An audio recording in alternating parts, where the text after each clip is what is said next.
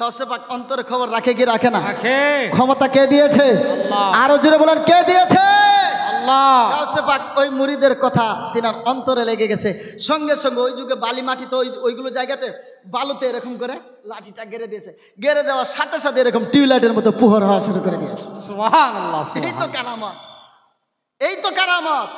ওলিদের যেটা হয় সেটা হয় কারামত, নবীদের যেটা হয় সেটা হয় মুআজিজা। জোরে বলুন না সুবহানাল্লাহ। তো সুবহানাল্লাহ। বাবারা এখানে একটা আয়াত পড়তেছিলেন আমার ভাই, ওয়াবিল ওয়ালিদাইনি ইহসানা, তোমরা তোমাদের মা বাবার প্রতি ইহসান করো, ভালোবাসা রাখো।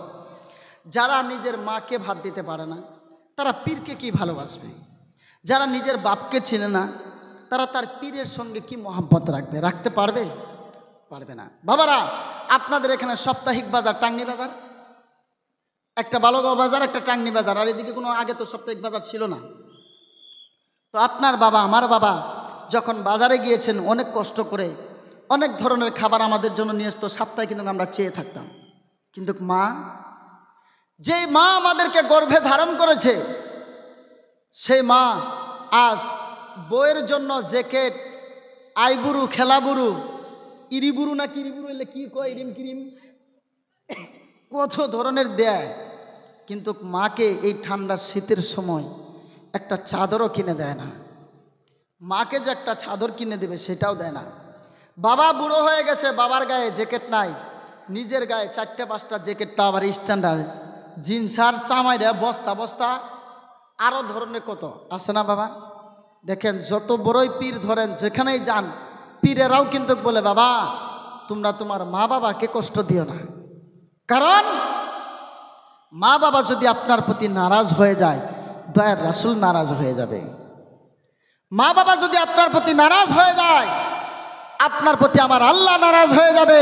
কারণ আল্লাহর হুকুম কোরআনে আল্লাহ বলেছেন তোমরা তোমার মা বাবার প্রতি ইহসান করো, মহব্বত করো, ভালোবাসো, তাদের খিদমত করো। জোরে বলুন সুবহানাল্লাহ। সুবহানাল্লাহ। আমরা মা বাবাকে ভালোবাসতে চাই না? কারা কারা হাত তুলেন? কে কে চাই? 2 হাত তুলে বলেন না ইনশাআল্লাহ। আর একটু জোরে বলা যাবে না ইনশাআল্লাহ? বাবা আপনার মা আমার মা, আমি মনে হয় বাবার ওয়াজ করেছিলাম, আমি তার মানে যেখানে যাই ওয়াজ যদি করি ওইটা আমি আবার করি না, অন্য দিকতে যাই। আপনার মা আমার মা, যে মা আপনাকে আমাকে আজকের থেকে 10 বছর 15 বছর হিসাব করে দেখেন, যাদের বয়স, এখনকার ছেলেরা কম বুঝবে, কম্পিউটারের ছেলে তো এইগুলো মোবাইল দেখে দেখে পেট থেকে বাড়াইছে, এরা মোবাইলটাই বোঝে, কথাটা বোঝেন নাই। কিন্তু আগেকারগুলো খেয়াল করেন, আমাদের মতো বয়সে যারা আছেন তারা খেয়াল করেন। আপনার মা আমার মা হয়তোবা 10 বছর হয়ে গেছে আপনার মা চলে গেছে, হয়তোবা 20 বছর হয়ে গেছে আপনার বাবা চলে গেছে, হয়তোবা 5 বছর হয়ে গেছে বাবা চলে গেছে। আপনার সামনে যখন কেউ বাবাকে বাবা বলে ডাকবে না, যদি আপনার বাবা না থাকে আপনি বুঝবেন বাবা কি জিনিস ছিল, আপনি বুঝবেন বাবা কাকে বলে, মা কাকে বলে। যখন হারিয়ে যাবে তখন বুঝতে পারবেন কেমন মা। যে মা ঈদের সময় আসলে, ও প্যারে মুসলমান, আপনার মা আপনাকে কতটা ভালোবেসেছে। আজকে বাবার ওয়াজ আর করব না, আপনার মা আপনাকে কতটা ভালোবেসেছে। আপনি যদি রাতের বেলা ঘুমের অবস্থায় আপনি যদি বাম দিকে প্রস্রাব করে দিয়েছেন, আপনার মা আপনাকে ডান দিকে নিয়েছে, ডান দিকে যদি প্রস্রাব করে দিয়েছেন, আপনার মা আপনাকে বুকের উপরে নিয়ে ঘুমিয়েছে। প্যারে মুসলমান, মায়ের একটাই ধান্দা ছিল, আমার ছোট্ট কচি বাচ্চা, আমার সোনা মানিক যাতে কষ্ট না পায়। আজকে সেই মাকে রেখে আপনি আরামের কম্বল, আপনি 1000 টাকার কম্বল, 2000 টাকার কম্বল, 3000 টাকার কম্বলে ঘুমান, আপনার মা কেতাতে ঘুমায়, আপনার ওই ইবাদত আল্লাহ কবুল করবে না। কথা বলেন ঠিক কিনা? আছে কিনা এরকম? খবরদার নিজের মাকে কম্বলের ব্যবস্থা করে দাও। ও প্যারে মুসলমান, মা যাদের হারিয়েছে তিনারা বুঝতে পারবেন। আপনার নবী আমার নবী, আপনার নবী আমার নবী জানিয়ে দেয়, উম্মত রে, ও আমার উম্মতরা তোমরা শোনো, আমি দুনিয়ায় আসি নাই, তার আগে আমার পিতাকে হারিয়েছি, তার আগে আমার আব্বাকে হারিয়ে ফেলেছি। ও আমার উম্মতরা তোমরা শোনো, আমি দুনিয়ায় যাওয়ার পরে 6টি বছর পার হতে চলেছে, তখনই আমার আম্মাকে হারিয়ে ফেলেছি। কিন্তু শুনে রেখে দাও, জেনে রেখে দাও, আমি মার খিদমত করতে পারি নাই, আমি বাবার খিদমত করতে পারি নাই। যদি আমার কোনো উম্মত মা খিদমত করে যদি কবরে আসতে পারো, আমি তোমাদের জন্য সার্টিফিকেট দিয়ে গেলাম, আমি নবী তোমাদেরকে হাত ধরে নিয়ে জান্নাতে চলে যাব। তাহলে মা বাবার মোহাব্বত করা দরকার আছে কি নাই?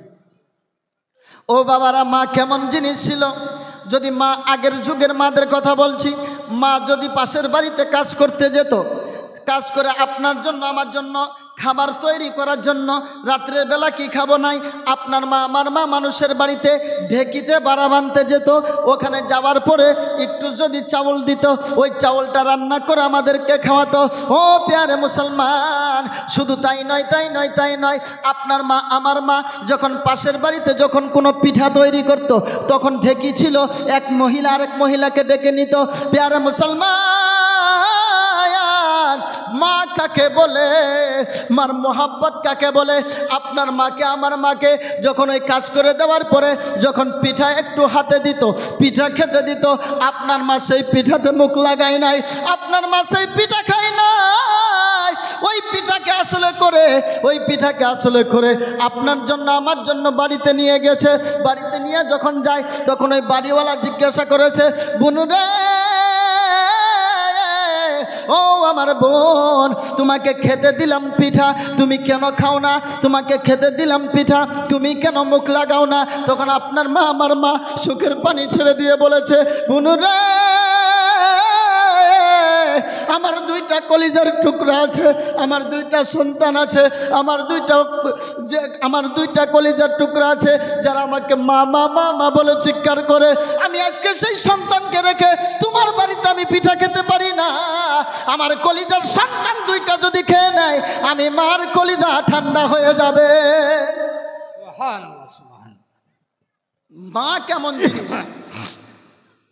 আজ সেই মাকে ফেলে হোটেলে গিয়ে আমরা বিরিয়ানি খাচ্ছি, আমাদের এখানে বিরিয়ানিটা ভালো, বিরিয়ানি খাচ্ছি, মিষ্টি খাচ্ছি, কত ধরনের খাবার খাচ্ছি, কিন্তু মার জন্য একবার নিয়ে আসি না যে মা তুমি এটা খাও।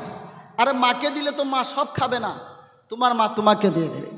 ও প্যারে মুসলমান, মা কাকে বলে দেখুন, ঈদের দিন যখন আসতো, আপনার বাবা একা গোসল করে নিত, আপনার ভাই গোসল করে নিত, ওরা তাদের চিন্তা করত, কিন্তু আপনার মা মাঠে যেতে পারতো না। সকালে আপনি ফজর পড়তে গিয়েছেন, আপনার মা আপনার জন্য এদিকে ঘুমের থেকে উঠে, আমার সন্তান নামাজ পড়ে আসবে, আমার সন্তানকে আজকে পিঠে দিতে হবে, নাহলে আমার সন্তানের মনে কষ্ট পাবে। প্যারে মুসলমান, আপনার মা আপনার জন্য সকালে সিমাইয়ের নাস্তা, হয়তো বা আপনার অন্য ধরনের নাস্তা আপনার জন্য তৈরি করে রেখেছে। আমার কলিজার টুকরা আসতেছে, নামাজ পড়ে নাস্তা খাবে, এইবার নাস্তাটা যখন দিয়েছে, আপনি নাস্তা পিঠে খেয়ে নিয়েছেন, আপনি মাকে কখনো বলেন নাই মা তুমি খাও, আপনার মাও বলেন নাই আমার সন্তান খাচ্ছে আমি শান্তি হয়ে যাচ্ছি। প্যারে মুসলমান, আপনি ঈদের নামাজ পড়তে যাবেন, আপনার মা কিন্তু ঈদের নামাজে যাবে না। আপনার মা তখন কি করেছে? যাদের মা হারিয়েছে তারা একটু খেয়াল করুন, মার কথা একটু অন্তরে লাগান, মার কথা একটু কানে লাগান। ও প্যারে মুসলমান, আপনার মা আমার মা সেই ছোট্টবেলাতে ভাইরা একা একা গোসল করত, আমার আব্বা আমাদের মতো গোসল করে নিত, কিন্তু আমরা যখন ছোট্ট ছিলাম, আমার মা ঈদের দিনকে সকালবেলা আপনাকে আমাকে গোসল করিয়ে দিয়েছে। শুধু তাই নয়, আমাদের কপালে চুমা খেয়েছে, আমাদের ঠোঁটে চুমা খেয়েছে, আপনার আম্মা আমার আম্মা চুমা খেয়েছে। চুমে খাওয়ার পরে আমাদেরকে গোসল করিয়ে আমাদেরকে সাজিয়ে ঈদের নামাজ পড়তে পাঠিয়ে দিয়েছে। আবার ঈদের নামাজ পড়ে এসে কি খাবো? প্যারে মুসলমান, মার মুখে কিন্তু খাবার নাই। আমার সন্তান কখন যেন এসে আমার কাছে ভাত চায়, আমার সন্তান কখন যেন এসে আমার কাছে খাবার চায়। ও প্যারে মুসলমান, আপনার মা আমার মা ওই সময় কি করে রেখেছে? চাল রান্না হলে ভাত রান্না করে রেখেছে, আসার সাথে সাথেই আমরা মার কাছে খাবার চেয়েছি, আমার মা ভাত বেড়ে দিয়েছে। আজকে ঈদের দিন এখন সামনে আসতেছে, রোজার দিন আসতেছে, কিন্তু আমাদের ভিতরে মার কথা মনে করি না, মার কথা একবার মনে করি না। প্যারে মুসলমান, যদি কোনো যুবকের যদি মা হারিয়েছেন, যদি বাবা হারিয়েছেন, আমি আজকে এখানে বলে যাচ্ছি, কালকের আল্লাহর রাস্তে মা বাবার নামে যদি 10টি টাকা কিংবা 1টি টাকা দিতে পারেন, আল্লাহর রাস্তায় যদি কোনো ফকির মিসকিনকে কিংবা মসজিদে দিতে পারেন, আপনার মা বাবার কবর আযাবকে আল্লাহ আসান করে দিবে। কমসে কম বাবারা, এখানে যে চাইবো, এখানে জলসার জন্য আমার চাওয়ার দায়িত্ব নয়, এখানে যে চাইবো যে দেবেন তার জন্য নয়, রাস্তাঘাটে 10-20 টাকা, 100 টাকা, 50 টাকা মানুষকে দেন। পড়শি যারা, আপনার মা কার সাথে বেশি উঠা বসা করেছে, ওই মহিলাটাকে ডাকেন। আমার রাসূল শিক্ষা দিয়ে গেছেন, যদি তোমার মা নাই, তোমার মা কার সাথে চলাফেরা করতো, তুমি তার সঙ্গে মহাব্বত রাখো, তোমার মায়ের মতো তাকে তুমি সম্মান দাও। কার মতো? মায়ের মতো সম্মান দাও। তো আপনার মা যার সাথে উঠা বসা করেছে ওনাকে ডাকেন, ডেকে ওনাকে হয়তো বা বছরে একটা কাপড় কিনে দেন, না হয় 10 বছর পর একটা কাপড় কিনে দেন। দেওয়ার সময় বলবেন, চাচি বা প্রতিবেশী, আমার মা আপনার সাথে চলেছে, আমার মাকে তো পড়াতে পারি নাই, আমার মা দুনিয়া ছেড়ে চলে গেছে, আজ আমার মা যদি কাপড়টা পরতো কতই না খুশি হতো। আজ আমার মায়ের জন্য, মাকে ভালোবাসি বলে আমার নবী বলেছেন, তোমার যদি মা না থাকে তুমি তোমার মায়ের মতো, তোমার মা যেখানে উঠা বসা করেছে সে মাকে মোহাব্বত করলে তোমার মাকে ভালোবাসার মতো হয়ে যাবে। আজ আমি আপনাকে এই কাপড়টা দিয়েছি, এই বোরকাটা দিয়েছি বা এই ওড়নাটা দিয়েছি, আপনি পরবেন আর আমার জন্য একটু দোয়া করবেন, আমার মার জন্য দোয়া করবেন। দোয়া করবে না? করবে না? শুধু কি সাদকা ফাতরা দিলে কি দান হয়? মোহাব্বতেরও দান থাকে। হঠাৎ করে একদিন খাবার তৈরি করেন, পিঠা বানান বা যাই বানান, আপনার মা কার সাথে উঠা বসা করেছে ডেকে নিয়ে আসেন, নিয়ে এসে বলেন যে আপনি একটু খাবার খেয়ে যান। ওই ব্যক্তি দেখবেন আপনার জন্য দোয়া দিয়ে যাবে। আপনার বাবা কার সাথে চলাফেরা করেছে তাকে দেখেন, বাজারে দেখা হয়েছে হঠাৎ করে, যেমন আপনাদের গা ধোয়া বাজারে যদি আপনার বাবার মতো কাউকে দেখা হয়েছে, আপনার বাবা তো চলে গেছে 5 বছর 7 বছর, তাকে দেখে বাবার কথা একটু স্মরণ করে মানুষটার হাতটাকে ধরে নিয়ে বাবারা হোটেলে নিয়ে গিয়ে বসিয়ে যে কোনো খাবার, একটা মিষ্টি কিংবা চা খাওয়ান। আপনি অন্তরে ভেবে নেন যে আমার বাবা যদি থাকতো নিশ্চয়ই এই লোকটার সাথে ঘোরাফেরা করতো। আমার বাবার আত্মাকে শান্তি পাওয়ার জন্য আমার বাবার সাথীকে আমি খানা খাওয়ালাম। এই খানা খাওয়ানোটাও আপনার বিফলে যাবে না। আপনার বাবার কবরে আল্লাহ পাক আযাব যদি হয়, আযাবকে আসান করে দেবে। জোরে বলুন সুবহানাল্লাহ। সুবহানাল্লাহ, সুবহান। আল্লাহ পাক যাতে আমাদের এইগুলো বেশি বেশি করে মা বাবার খিদমত, ওলি আল্লাহর ভালোবাসা, এগুলোর ভিতরে আল্লাহ পাক যাতে আমাদের সকলকে ভরপুর দান করে বলে আল্লাহুম্মা আমিন। আর আমি খাস করে মাইকম্যান ভাইকেও বলি, জলসা কমিটিদেরকেও বলি, আমার কামালউদ্দিন ভাইকেও বলি, যিনারা কষ্ট করতেছেন বা কষ্ট করেছেন, ভলেন্টিয়ার ভাইদেরকেও বলি, এবং যিনারা এখানে জলসা শুনতে এসেছেন তিনাদেরও কষ্ট হয়েছে, তিনাদেরকেও বলি, বাবারা এই কষ্টর ফল আপনাদের বিফলে যাবে না। আমি বলতে চাচ্ছিলাম যেহেতু সময় হবে না, আমি সময়ে ছেড়ে দেবো 11:30, মাত্র 6 মিনিট টাইম আছে, শর্টকাট বলে দিচ্ছি। দয়ার রাসূল সাল্লাল্লাহু তাআলা আলাইহি সাল্লাম বলছেন যে এক জায়গায় জিকিরের মাহফিল হচ্ছে। কি মাহফিল? শর্টকাট বলছি, অনেক বড় হাদিস, মুসলিম শরীফের 6800 কত নাম্বার, মানে হাদিসটা আমার অত খেয়াল নেই, অনেক বড় নাম্বারটা খেয়াল নেই। তো হাদিসের ভিতরে দয়ার রাসূল বলছেন যে এক জায়গায় জিকিরের মাহফিল হচ্ছে, অল্প কয়টা লোক, তার ভিতরে দেখা যাচ্ছে আল্লাহর অগণিত ফারিস্তা এসে বসে গেছে। জোরে বলুন সুবহানাল্লাহ। সুবহানাল্লাহ। এই জায়গাতে আপনারা কম দেখছেন, কম নাই। বলে কত ফারিস্তা? আমার নবী বলেন আসমান আর জমিনে যত ফাঁকা জায়গা আছে একটার উপরে একটা, একটার উপরে একটা, সমস্ত ফারিস্তা এসে এখানে ভর্তি হয়ে গেছে। সুবহানাল্লাহ, এবার সুবহানাল্লাহ। ফারিস্তারা কি করতেছে?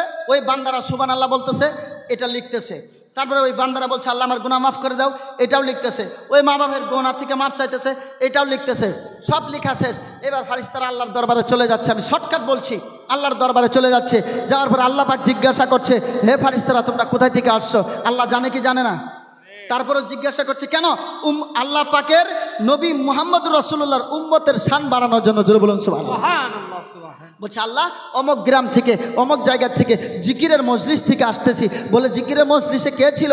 বলে অমকের ছেলে, অমক, অমকের বাড়িতে অমক, অমক, অমকে মিলে আল্লাহ তোমার জিকির করেছে, তোমার জিকিরের তাসবিহ পড়েছে, আল্লাহ এই করেছে। বলে আর কি করেছে? বলে তারা কি আমাকে দেখেছে? বলে না। বলে না দেখে যদি এত জিকির করতে পারে তাহলে তারা যদি আমাকে দেখতো তাহলে আরো কতই না জিকির করতো। সুবহানাল্লাহ, সুবহানাল্লাহ। বলে আরো কি বলেছে? বলে আল্লাহ তোমার জাহান্নামের আগুন থেকে মাপ নাজাত চেয়েছে, যাদের জাহান্নাম থেকে ডরায় ভয় করে, বলে তারা কি আমার জাহান্নাম দেখেছে?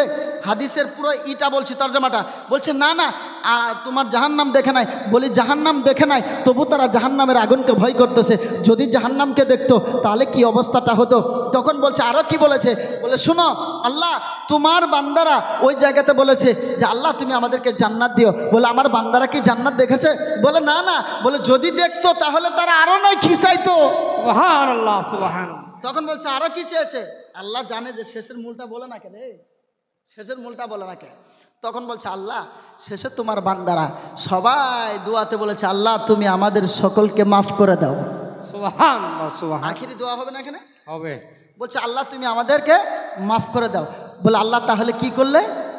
আমার আল্লাহ পাক জানিয়ে দেয়, ও আমার ফেরেশতারা তোমরা শোনো, আমার বান্দারা যখন মাপ চেয়েছে, আমার বান্দারা আমাকে দেখে নাই, আমার কোনো জাহান্নাম কেউ দেখে নাই, এইগুলো না দেখার পরেও যখন মাপ, নারায়ে তাকবীর, নারায়ে তাকবীর, নারায়ে তাকবীর, নারায়ে রিসালাত, নারায়ে রিসালাত।